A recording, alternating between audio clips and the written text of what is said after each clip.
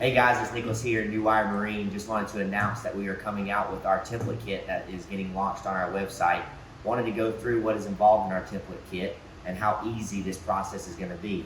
You're going to get in the template kit in this tube, you're going to get a 4x8 plastic sheet, a Sharpie, and instructions on how to use the template. Also, the cool thing about it is it comes with a prepaid shipping label, easier for you to pop back in and mail it to us. Stay tuned in this video to see us use this template kit for applications in your boat.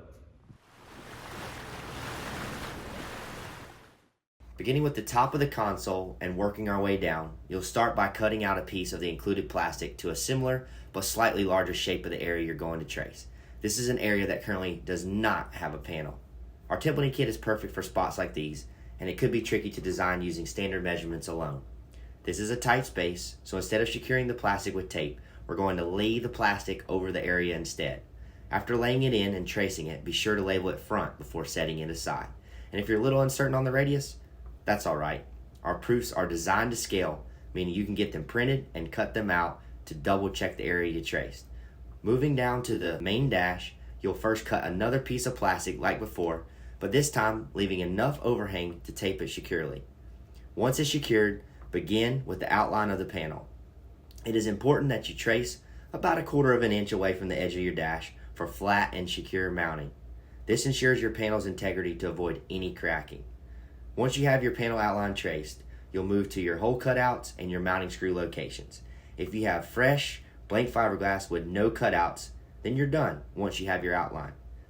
But if you do have cutouts, and this is very important, only trace the spots that you are not changing.